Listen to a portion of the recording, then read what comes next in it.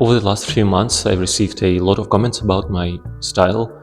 Some people have even called it instantly recognizable, and I've been interviewed by one digital magazine, and one of the main topics was exactly that, how I developed such a distinct visual language.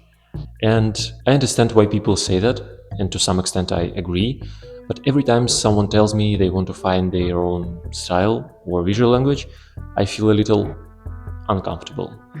Because I think that we mean something very different when we use that word nowadays. And there are a few things I've been thinking about lately, and they have completely changed the way I look at the whole idea of style.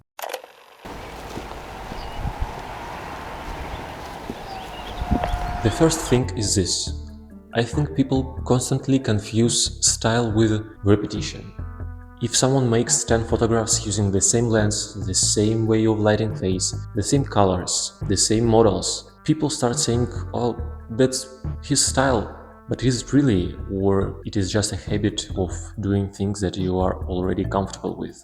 Habits are incredibly good at pretending style. Firstly, you discover something that works, a particular lens, or color palette, or a way of lighting face, or adding flowers, and you naturally keep using it. It feels comfortable. People respond well to it, people will recognize it, people will share your work more often in the social media, customers will come to you specifically because of that look, and without realizing it, you begin to protecting the formula instead of questioning it. And that's the dangerous part, because at first you are creating your visual language, but then slowly but surely that visual language starts creating you. Instead of making photographs because you are curious, you start making photographs because these photographs resemble something people already expect from you. And at some point you are no longer exploring things, you're just maintaining a brand.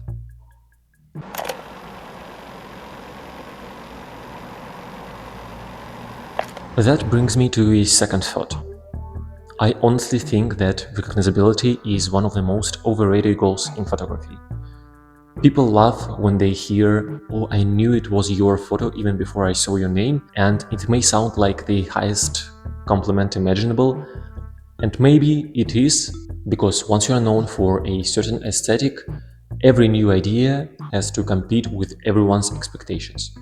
I've seen this happen to so many artists, photographers, painters, musicians, filmmakers, writers.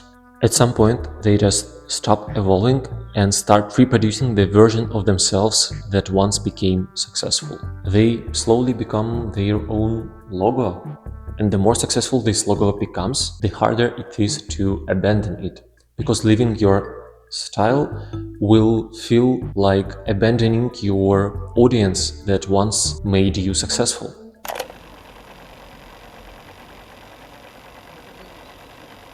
The third thought is the one I probably believe the most. When I look back through several years of my work, I honestly am not convinced that style is something we invent. I have deliberately tried to make my photographs look completely different. Different references, different cameras, different colors, different models, and somehow they still looked like mine. And that is not because I wanted them to, but because I kept seeing the world in roughly the same way like I did before. And it is almost like if perception has its own handwriting.